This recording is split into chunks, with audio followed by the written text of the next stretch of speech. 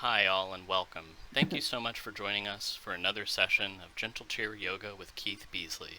So before we begin, my name is Will. I'm a librarian at the Public Library of Brookline, and I just wanted to acknowledge our friends at the Brookline Library for sponsoring this program and programs like it. I also wanted to thank our community partners, Brookline Interactive Group, who will be streaming this program through Facebook, YouTube, and local channel 3 on RCN and Xfinity. This program is also being streamed through the library's Facebook page as well. Now, before we begin, I just want to read a quick disclaimer, and then I can hand things off to Keith. So, participation in this online yoga program could result in injury. Not all exercises presented here are suitable for everyone. These exercises are not intended to substitute for proper medical care or advice. As always, please consult your physician before beginning any exercise program. The creators, teachers, and producers assume no responsibility for injuries from participation in this program. Thank you so much, and with that, here's Keith.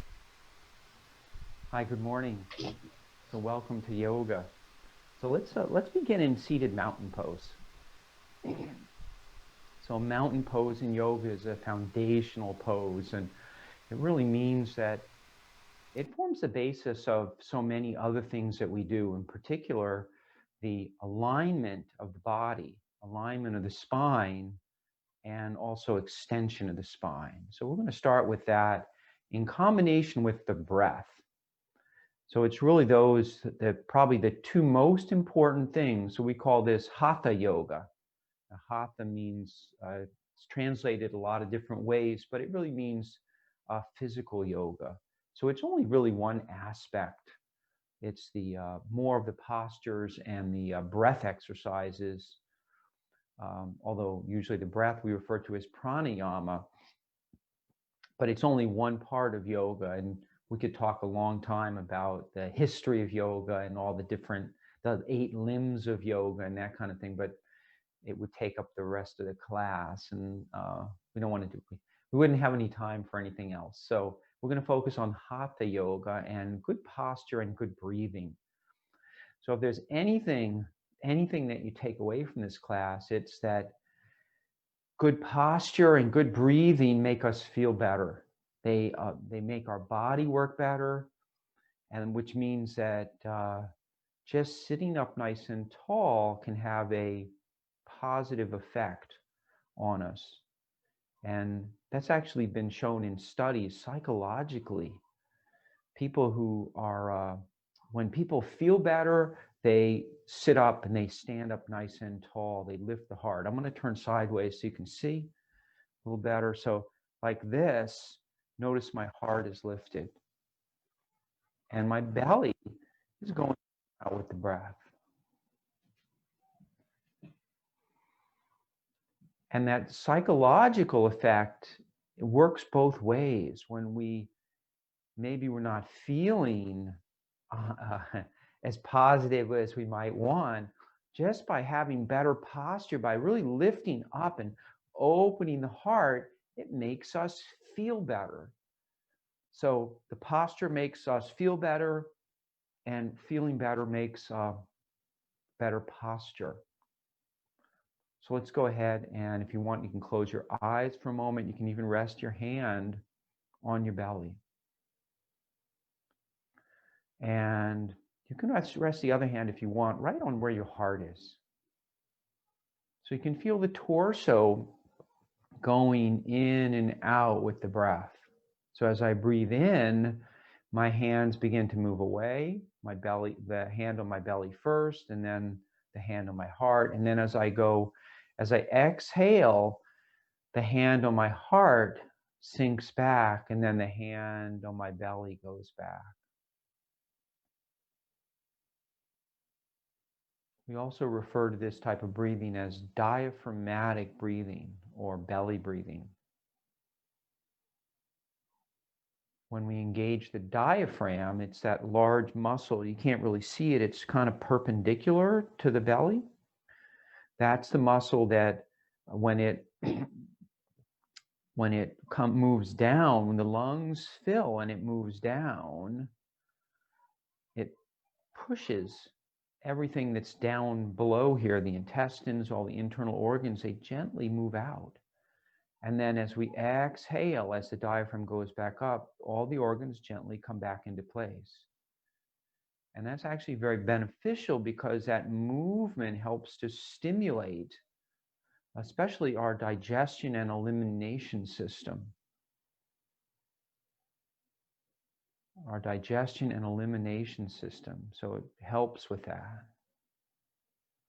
And we feel a little bit of movement, less movement up top than down below. So don't expect a lot of movement up here, but you'll feel the ribs expanding and also the chest opening a little bit. Maybe the collarbones move apart slightly. And let's add some movement to it. Actually, let's begin with the sound of Om. So Om is a way to wake up the vocal cords, to wake up the throat, and also to send the vibrations up into the face and also down into the upper parts of the lungs. So the Om sound is the ah, o, So notice the shape of the mouth. I'll do it again.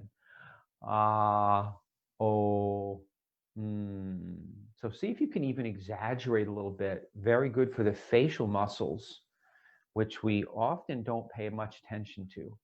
Actually, we hardly ever pay attention to them. Maybe when we notice when we smile or we see someone smile, we smile back. So let's, and it's a natural breath. So a nice, easy breath. We'll do about 30 seconds of oming. So since we can't hear each other, we won't necessarily do them together. We'll begin together. But after that, just breathe normally. And on your exhalation, make the Om sound, the ah, o, So let's breathe in together. Om.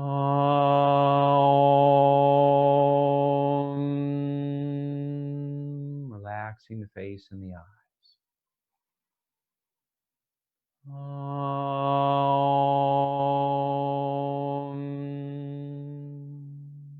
Softening the shoulders, the arms, the hands and fingers.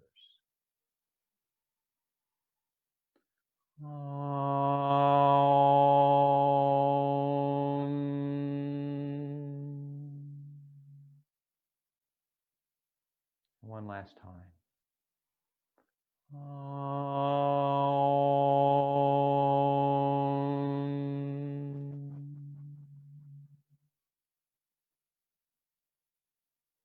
Breathing in, sitting up nice and tall. And then as you exhale, keep the spine long. Keep the spine long. Allow the throat to soften. And then go ahead and release the chin down. So we just bow our head, but our spine is still lengthened. Let's try that one more time. Think of softening the throat. So we want the throat to feel open even with a bowed head. So think about softening the throat. If that's particularly hard, try taking the hand, just resting it very softly on the front of the throat so that when you release the chin down, the hand doesn't let the chin come down so far, and it actually keeps the throat open. So the palm of my hand here, so it's very soft. We're not really, make sure you don't push on the vocal cords here, on the voice box. It's very sensitive. So inhaling, and then exhaling.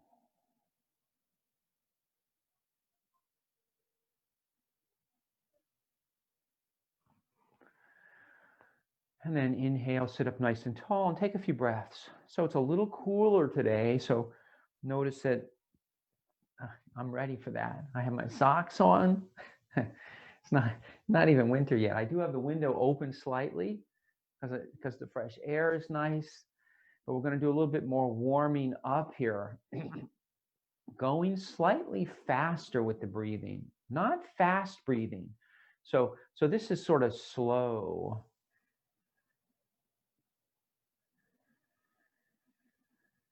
And remember, slow is good for calming and bringing the energy level down. So relaxation, a little faster breathing, faster movements, a little faster breathing is a way to increase the oxygen in the body, to raise the energy level, and potentially raise the temperature a little, right? If you'll notice, when you do something aerobic, you have to breathe faster. So when we're moving faster, when we're breathing faster, it's more aerobic, and it also warms us. As we get into our cooler seasons here, that'll be important, because we want to make sure that, we have circulation, warming the body, better circulation in the hands and fingers, in the extremities especially, and the fingers and toes. Actually, let's do this. Let's just wiggle the fingers, and then wiggle the toes, and then spread the fingers and spread the toes. So notice it's hard to see with my socks on, so I'm going to take them off. When I lift up, so keep moving those fingers and toes. Even if I stop, I mean, you can stop if you want, but if you can, keep going. So notice they lift up and then they spread a little bit. And some people can spread their fingers really wide, and some people can spread their toes really wide. My toes spread a little bit. Some people can really spread their toes. It takes practice, actually. It takes practice. And I think some people's toes are just better at it. Maybe longer toes might spread more easily. I don't know. It's just a guess. And the hands too. And then go ahead, and we're going to lift the fingers and spread the fingers. So notice how the back of my hand curves slightly, but without overstraining. So maybe 50% effort. So if you do too much, if you do too much effort, the tension tends to travel to other parts of the body, like the face and the jaw and the eyes. So we want to avoid that. We'd like to do these exercises and keep the face still, maybe even smile. And see if you can feel the bottoms of the feet here, and also feel the palms as they open. So what's happening with the palms is the skin is spreading. So there's a relaxation, the palms soften, and they get shorter like this. They get cupped. And then as the skin spreads, the fingers widen. And then come back down, and let's add some movement to it. So let's inhale. So some bigger movements so we can warm up a little bit more. But very important, fingers and toes, very important. Without good toes, it's hard to balance when we walk. And of course, toes can be very sensitive. Always good to encourage being able to feel the toes. When we can feel part of the body, we can actually do something with it. We can move it. Inhaling. And notice this is slightly faster. Usually I'd be going kind of slow, maybe like this. And if you'd like, if you're feeling energetic, too energetic, you can go slower. And if you're feeling lethargic, try going a little faster. You can even give a little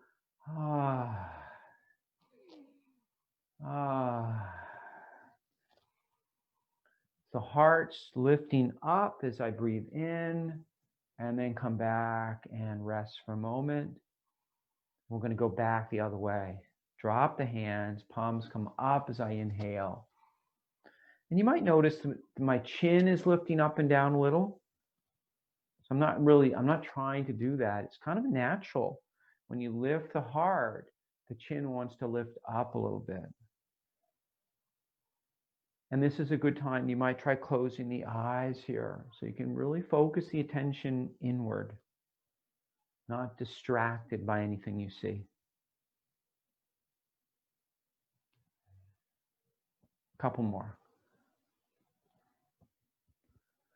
Now let's come down. We're going to just lift the feet up. Actually, let's do a little marching. This is good like this, a little marching. So you can even get the arms going a little bit. This is a good way to warm up too. So if you're tired of sitting, you're welcome to stand for this one too. So you could do this standing. You may want to keep the chair handy behind you in case you want to sit down. So the higher you bring your knee and arm, usually the more challenging it is. The other thing you can do is you could actually do opposites like this, opposite leg and arm, or you could do same leg and arm, your choice.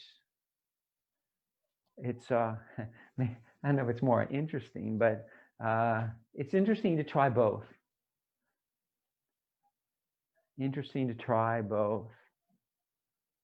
You could even, if you wanted to, if you're doing one opposite arm and leg, you could even try touching, or maybe even an elbow like this. If you can reach your elbow, it might be easier to do seated, the elbow thing. Maybe not. A little bit, I don't know. So that's more strenuous. So just be mindful. So each one of these things, the most basic, and perhaps you'll get most of the benefit is just this one, like this. All the other ones are just a little extra to make it more interesting. And let's come back down, and we're going to scoot forward in our chair. So I'm not using the back. I have some room between me and the back of the chair now. So as I circle around, I don't bump into the back of the chair. If I bump into it, I just graze it. So I'm not banging into it. I'm not banging into anything. So same things with the arms of the chair. This doesn't have arms. If you need to use a chair with arms for support, it's okay. Be mindful just to be not bang into it. We don't want to scrape ourselves. I also switched chairs today. I don't know if anybody noticed. Let's go the other way. I switched to a metal chair. And the reason I did that is oftentimes these metal chairs, because they're so open, there's not much to them, but they are. But this one is really sturdy, actually. It's actually quite firm and sturdy, and it was not expensive. And you can get them at any sort of office supply store, but try sitting in it first if you decide to get one. The good thing about these chairs is they are so open. They're generally pretty flat here. They're not really, there's not a lot of cushioning. So if you need something for your butt, you could put a blanket or something. There's some blankets over there. I won't use one. And let's rock back and forth, lifting like this. Actually, let's come back for a second. A little bit of abdominal work. So sitting up nice and tall. And we've been working on this, the idea of keeping our upper body still and calm, and engaging the core and just lifting the knee up and then back down. So we start out, remember, I'll turn sideways. We start out with just lifting the heel up and feeling the weight moving to the opposite foot and into the buttocks more. And once you can lift the heel up, then it's only a little bit to lift those toes up. So that's the first thing that we do, is we start to shift the weight. And we're doing it so slowly that we can keep the upper body still. If you'd like to, you could keep the arms like this, keep the arms in by the side like this. And the higher you lift, usually the more challenging it is. But we want to have some stability here. You should really start to feel it in especially the belly. So we want to have the belly very engaged here. Our core. People refer to this as the core of the body. So in yoga, one of the ways that we support the spine to allow it to extend, in order for the spine to extend, it needs stability down here in the pelvis and the core of the body and the lower back. So even though we're working on some flexibility too, we need strength for stability. Now let's sit up nice and tall and take a couple of breaths. Inhale and exhale. So those were our warm-up exercises. And now let's start work on all the joints.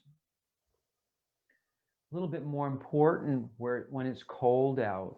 So we're opening and closing the hands here. Let's hold the hands up like this. Almost like we're a cat scratching. Sometimes I have a cat and he goes outside, or he's outside a lot. He does not really like being inside usually, and he'll scratch at the door. So think about scratching. So it looks like this from the side. And then the wrists around. And actually, let's do the ankles and wrists at the same time. So for this one, you can slide back in the chair, lift the feet, circle the ankles, and then circle the wrists.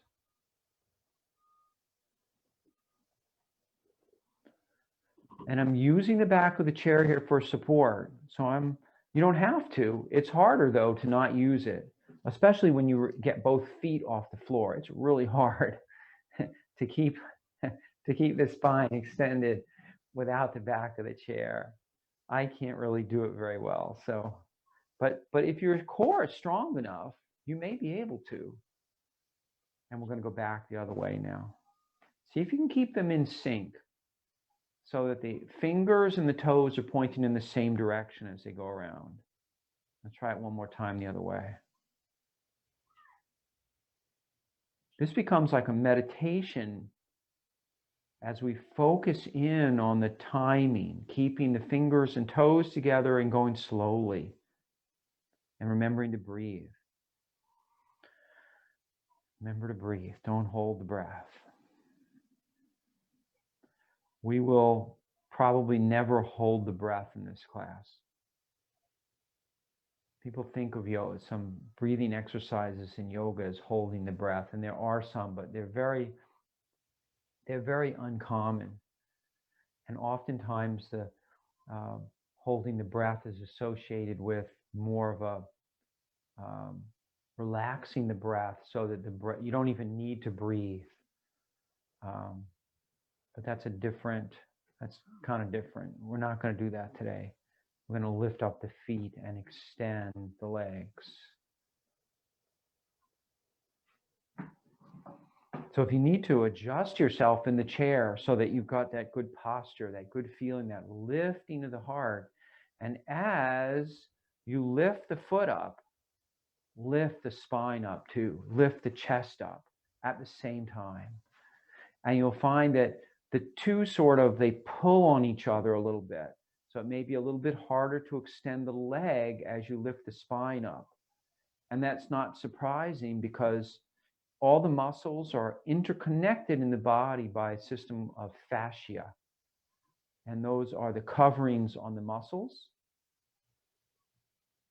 And we're starting to understand the fascia system more than we used to.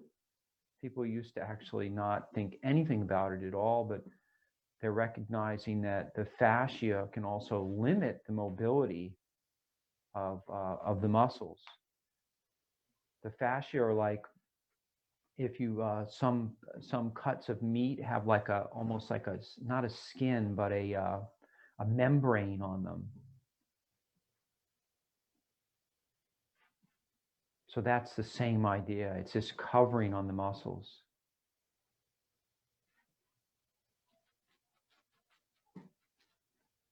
You might even think about a fascia that's actually well known, but maybe we don't think about it. We've heard the term is the plantar fascia. So on the very bottom of the feet. So keep your feet going unless you want to rest. There's a fascia that run down the feet, almost like fingers like this. They run down here on the bottom of the foot. And some people gets irritated and people have trouble with that.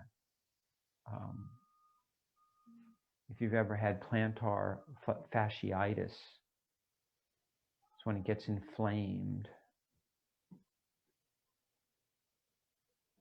And let's add the arm to it like this. So I'm doing the opposite arm. You could do the same arm if you wanted, kind of your choice. And depending on your shoulders, you may want to go all the way up, or you may only go part way up. So either way, it doesn't really matter. See if you can make a connection, though, between the fingers and the toes. Connection between the fingers and the toes so that they're going in unison. You can even feel graceful as you lift up. Think about extending the spine up. So just like when we were lifting the spine just with the leg, think about lifting the spine with the arm. So as like a dancer, like if you were a dancer, you've seen them sometimes, they extend up gracefully, reaching for the ceiling. Try that. So think of yourself as a graceful dancer. Because we are by nature, people are by nature graceful. If you look at little kids, they're born, no one teaches them to do things like dancing. They just dance. They just move around. They're just graceful because we're born that way. We've just sort of forgotten how to do it because, well, people don't do so much dancing now as they used to do, and especially these days, nobody's dancing. So unless you're doing it at home. And let's sit up nice and tall. And I'm going to work on the shoulders a little bit and the head and the neck. So I'd like to start with a little exercise. We've done this before with taking the fingers like this and gently pressing and pulling on the earlobes.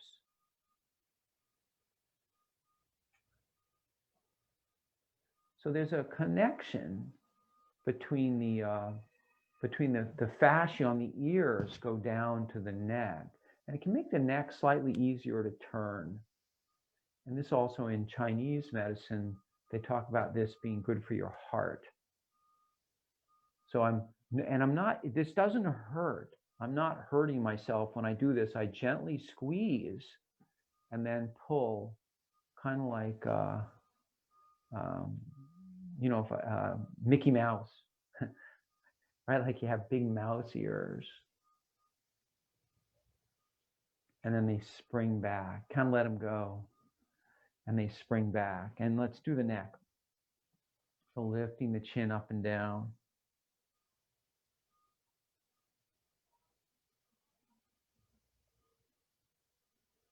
Keeping the throat very soft here, but still sitting up tall.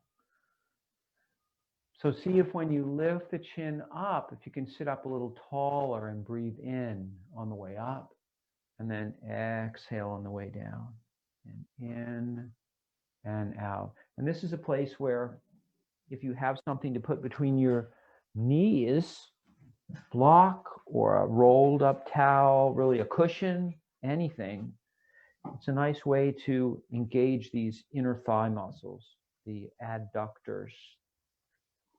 You don't have to, it's not necessary, but it's a little extra. So lifting up and down. And then we're going to go to the side. This is dropping the ear towards the shoulder. So think about it that way. The ear relaxes down towards the shoulder. And then the top of the neck automatically stretches just from the weight of the head. Try not to push the head down. Just let the head fall to the side and let the weight of the head do the stretching. And if you want, you can always make a pillow with the hands to make a connection between the shoulder and the ear. The hands are like our connection. And a couple more times. One more time on each side.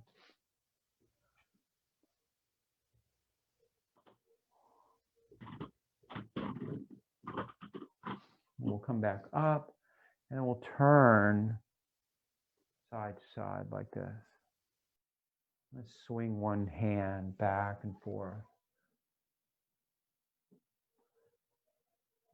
And let the wrist here wave back and forth.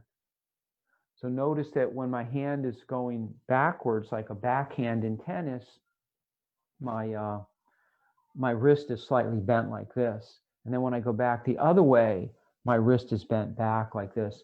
I'm not pushing my wrist.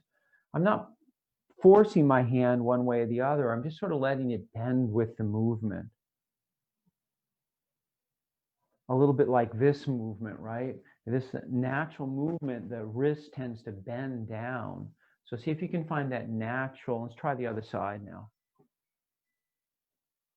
So keep going with that side. So there's this movement back and forth. And then come back.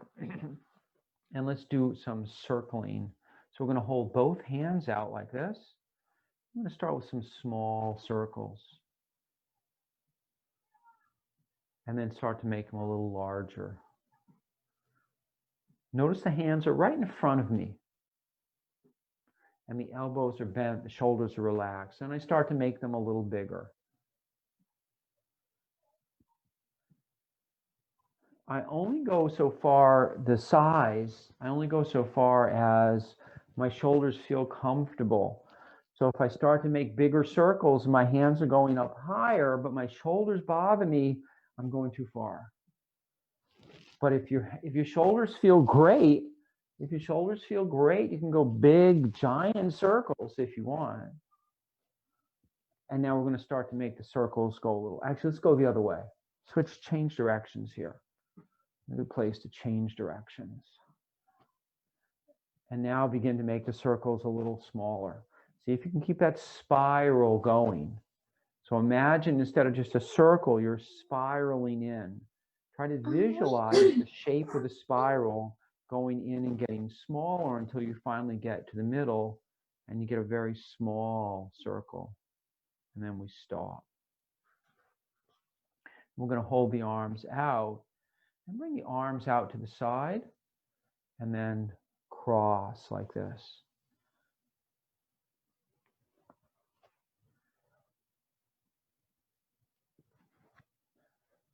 So this is similar to this, to the cactus breath hug, like this. Same idea. We're just letting the arms go a little bit more to the side because we're going to do something slightly different. You could actually, if you wanted, you could think of this as a straight-armed cactus breath. So we're inhaling like this, and then exhaling, and inhaling, and exhaling. A couple more times. Inhaling, and exhaling, and inhaling, and exhaling. I don't know about anybody else, but I'm starting to get a little warmer, which is good, which is the idea. So remember, you can always take things off to keep your temperature okay, so we're not sweating. And then as we cool down at the end of the class, you'll want to put stuff back on. And so we're going to do, this is the beginning of eagle arms. So we're going to take one arm and hold it out like this. Then we're going to cross it over like this. Let's try that again. Hold one arm out and then cross to the opposite side. And one more time, hold out and cross, then come back down to the other arm. Hold it out. And if you need to, you can always hold the arm a little lower like this. No higher than the shoulder though. Don't go up like this. And cross. And you'll find one probably crosses more easily than the other. And then come back down. And then we're going to hold the opposite arm out. And we're going to bring it across. And we're going to reach the other hand, take the other hand, bring it up so that the forearm is in the crook of the elbow like this. And it kind of supports that arm. I'm not pulling the arm in. I'm just letting the arm rest in the crook of the elbow like this. You'll probably feel a little stretch in the arm and in the shoulder. Shouldn't be painful though. If it's painful at all, move the arm back. Let things move back so it's not painful. And take a couple of breaths here. And then go ahead and release. And then do the other arm. We hold the arm up, move it across, and then cradle the forearm right near the elbow in the crook of the elbow here like this. So my arm, this arm that's fingers are pointing up, is holding this arm. This arm can relax a little bit. And take a couple of breaths here. So this is the beginning of eagle pose. Let's do that one more time. You can do exactly what we just did, or I'll show you the next step if you want to try it. So we hold our arm out, we cross the arm over, we bring the arm under, and this time we're going to bring it so that the elbow is more in the crook of the elbow, and then I can wrap like this. So this is eagle arms like this. For some people, that might not work for you. So if this is all you can do, that's okay. You could even bend the arm slightly like this, and that begins to get closer. And over time, if you practice regularly, you may find that you can be able to hold bring the hands together eventually. And then we'll go ahead and release that down. We'll do the other side. So we lift up the opposite arm, we move it over, we bring the other arm up, and then this is our eagle arms, or you can work with like this and even just bending the arm like this. Remembering to breathe. So when we get into a position like this, notice how my chest is blocked by the arms. I still need to breathe, so take some good breaths in here. And then exhale and come down. So when my arms are, it's the same when I hug myself like this. So let's try this. Let's inhale, a couple of cactus breaths. Then give yourself a hug. And notice how the chest is blocked. So go ahead and inhale and see if you can feel the breath moving into the back part of the body. I'm going to turn around so you can see. So I've got myself like this. And notice how my shoulder blades are spread apart behind me. I want to feel the breath coming in back here, in the back of the body. And then release. Take a breath. So we could even go a couple times like this. And then we'll do one more of those. So if that felt okay. But if if you don't like it, don't do it. But if you think it's okay, try it again. Take a few breaths. Remember to sit up tall when you breathe in. So good posture. The face and eyes are relaxed. Soften the shoulders.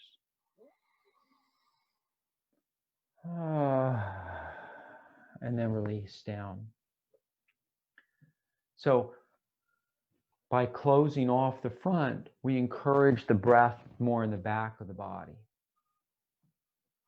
And let's scoot forward here. I'm going to make some more circles with the shoulders. So circling around like this.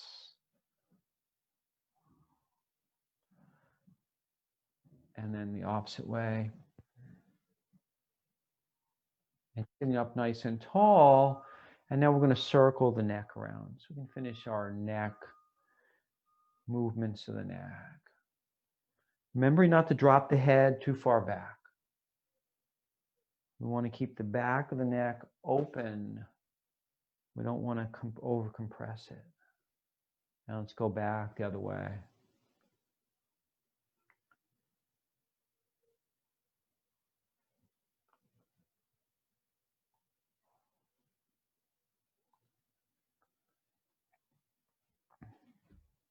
And let's rock from side to side.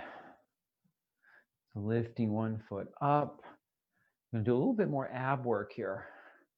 Thinking about noticing, feeling when you lift your foot up, this contracting, but especially the abdominal muscles here, on a little bit on the sides and also the fronts. And see if you can feel that contraction here in the belly.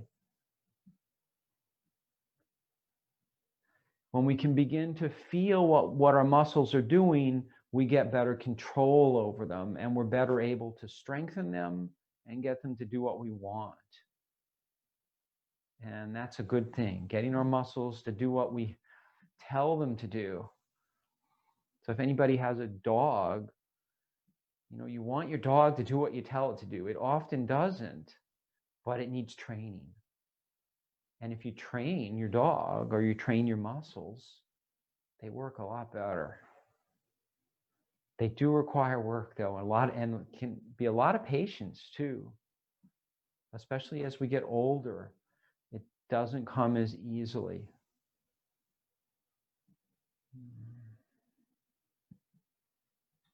And then come back down and take a couple of breaths. I'm going to bend the spine in 6 ways. So this helps to bring some suppleness to the spine. So bending the spine in 6 ways, we have flexion and extension. So flexion is, I'll turn sideways so you can see. You could also think about this if you've ever done cat and cow on the floor. It's the same idea.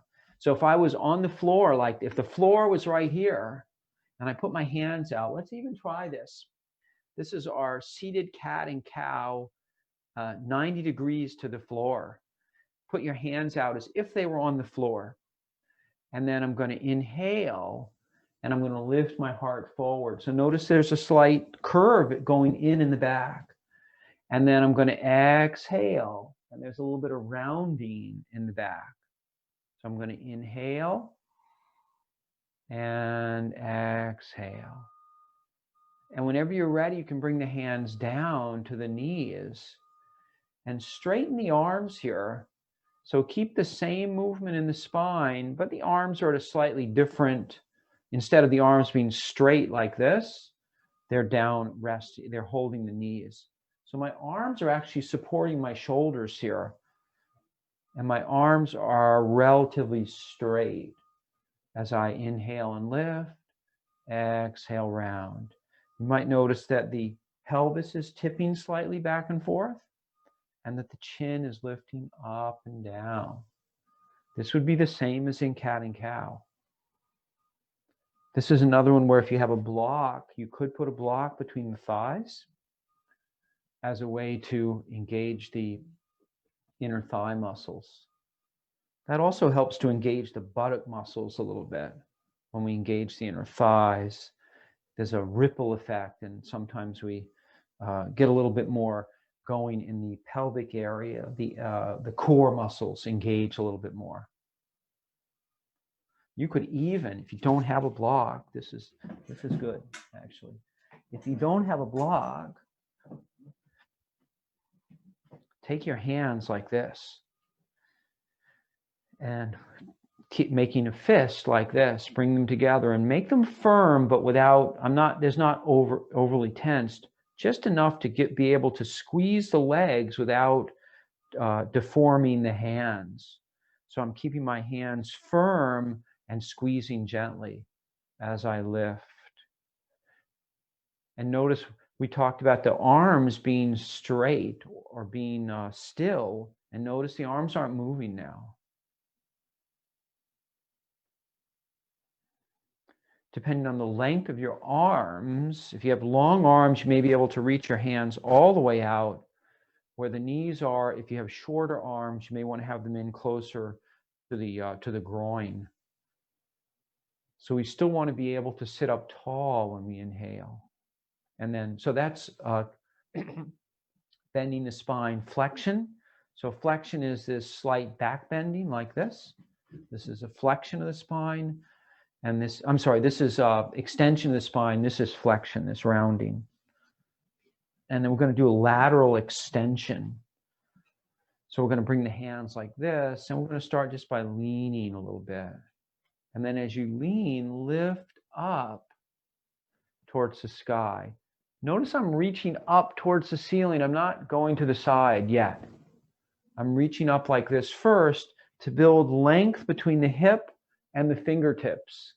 So this whole side is stretching by lengthening up. If your shoulders bother you, try resting the hands like this on the shoulder and just lifting the elbows. See if that helps. So notice either way, there's this opening in the ribs. Keep that foot pressing down. So there's a little action of the foot pressing as the elbow or the arm is lifting up. So it's kind of like the whole side of the body. And you could even do this standing. If you wanted, this would be one where you could stand and reach up. So your choice here, standing or seated. And the weight is shifting. So when I reach up with this hand, notice my other foot lifts slightly. My heel lifts off. And you could do that seated as well if you wanted. It feels a little more natural this way. Standing, and the heel naturally lifts up. And the weight is shifting. I could even lift up this foot like this. So that's why we're pressing the other foot down. We want that, the weight, that feeling of groundedness, the feeling of groundedness on one side. And then if you want, you can lift up and go a little bit more to the side. So go up first and then go to the side. Reach for the ceiling first and then to the side. So we're inhaling and exhaling, coming back. And inhaling and exhale back. One more on each side. Inhaling and exhale back. We always want to do this without straining the sides. So we don't want cramping on the sides. We don't want to feel like things are overstretched. I've noticed too, and you might notice I was coughing a little bit. So sometimes when we stretch the ribs out, when we start to move all this, everything that's in here, it starts to wake up everything around the lungs. Because remember, the intercostal muscles that are in between the ribs do facilitate breathing. And in order to breathe well, those muscles need to be able to open or need to be able to expand. If those muscles are very short and tight, the ribs don't move as much. And if the ribs don't move, then the lungs have trouble expanding. They'll expand down into the belly, but they won't be able to expand the ribs. And that's a good thing. Expanding the ribs is good for breathing. Expanding the ribs is good for breathing. And then the last one is turning left and right. So that's 5 and 6 on bending the spine. So sitting up nice and tall. And then let's do it this way. Let's inhale. And then we're going to exhale and we're going to turn to the right. I'm going to turn to the right here. So I'm going to mirror you, I think, anyway. And I'm going to have my hand on the outside of the knee, and I've turned this kind of face towards the side of the room. But without cranking my head over. I want to let my body do the turning first. And then I'm going to take a couple of breaths here. Inhale. And then as I exhale, I soften. Think about relaxing the belly and the ribs and the shoulder here. And one more time, inhale. And relaxing the belly, the ribs, and the shoulders, and the face and eyes. And then one more time, inhale. And then turn back, first the head, and the shoulders, and then the ribs and the belly. So it's a passive twist, which means that we get into the position and use the breath to facilitate what we want, to facilitate the turning. So we're going to inhale to help lift. So we use the arms to help extend the spine and get lift. And then as we exhale, we let the arms float down to the opposite side. You could even, if you have a chair, I don't know if you can see, but I'm going to reach my hand back here. Or you could even reach your hand onto the back of the chair back here. But any place that you can get a place to rest the hand so that it stays in its place. And I'm going to inhale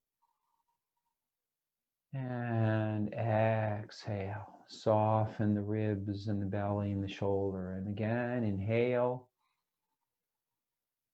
And soften the ribs and the belly and the shoulders. And then one more time, inhale.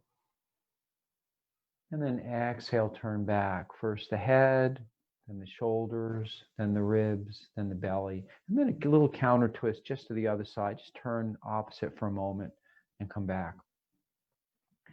And let's turn the elbows like this. Or allow the body to twist a little more. And after that passive twist before, maybe this feels easy or easier than usual. And then come back and let's do a little swimming, turning. So we're really doing this to facilitate the turning of the body. So I reach out and the arm comes across the opposite leg. Reach out, cross the opposite leg. And I'm letting myself turn. I'm not really forcing myself over. I'm just letting myself turn. And let's do the opposite like this.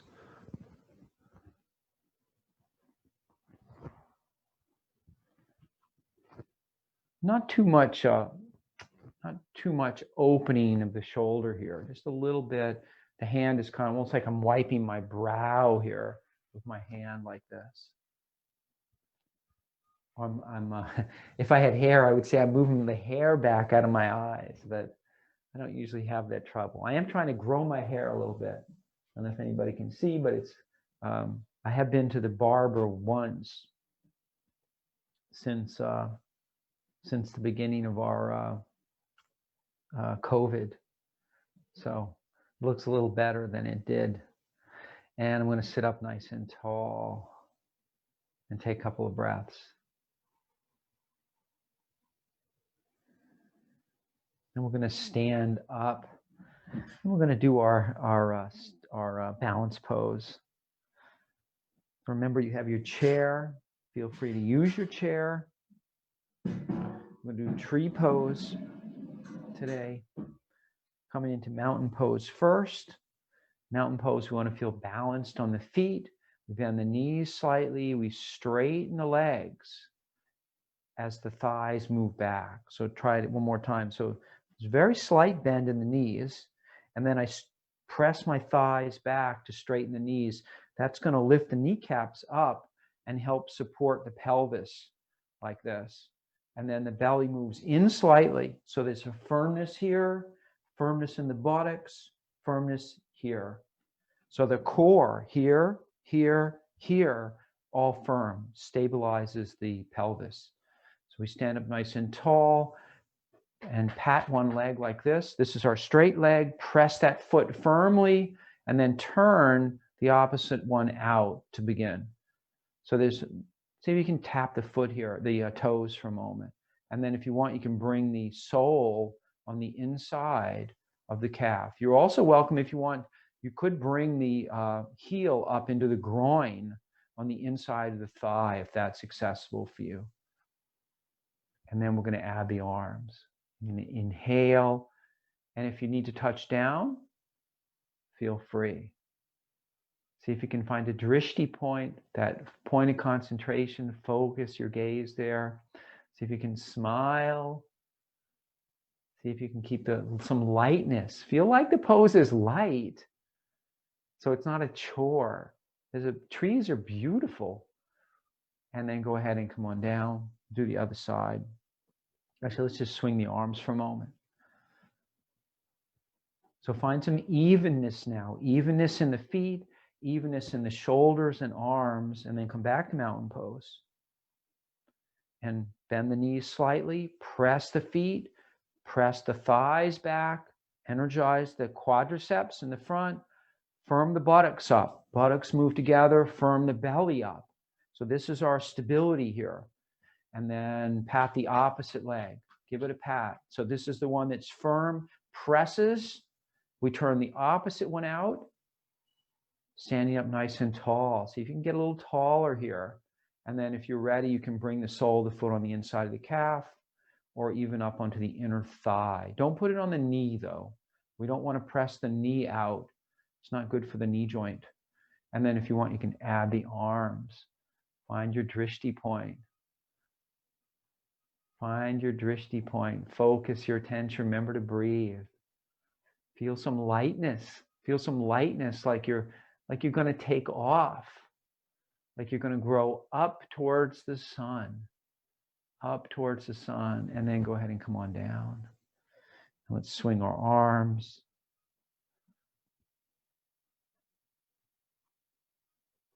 And we're going to sit back down. I'm going to do a forward or a kind of forward bend. I'll turn this chair so you can see. We come into our seated mountain pose first.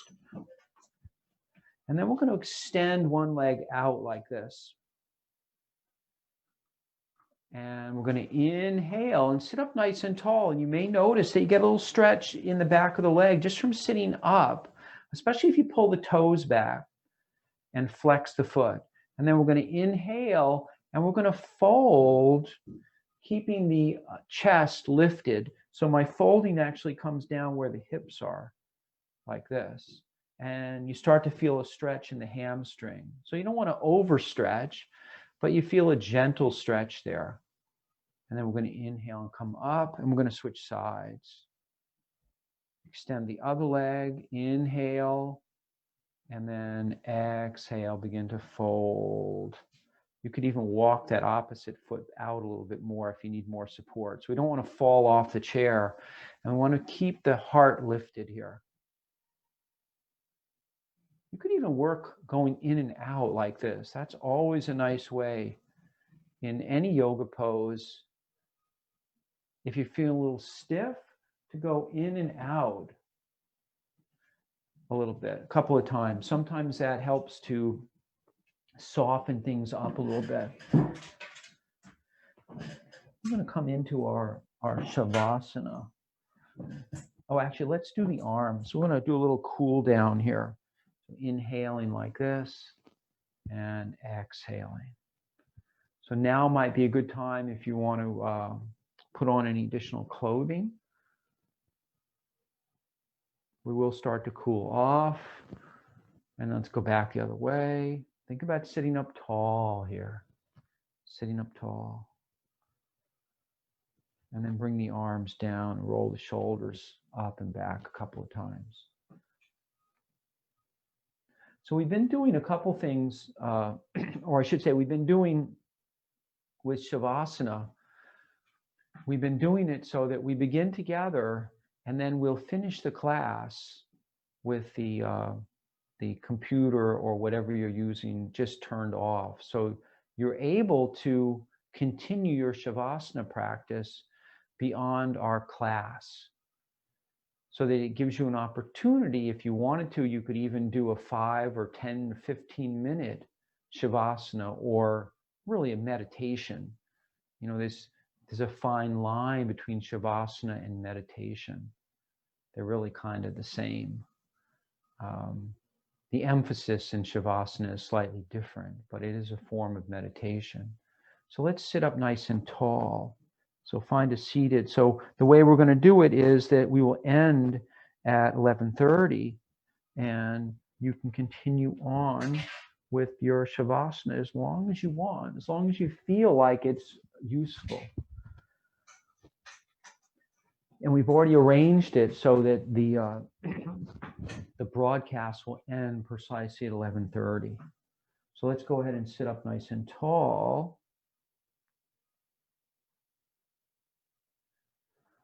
And take some breaths. Think about your posture. And relaxing. So remember, we will continue. Please continue on your own when the class ends with Shavasana for as long as you want. Just thinking about the breath, letting the breath relax you.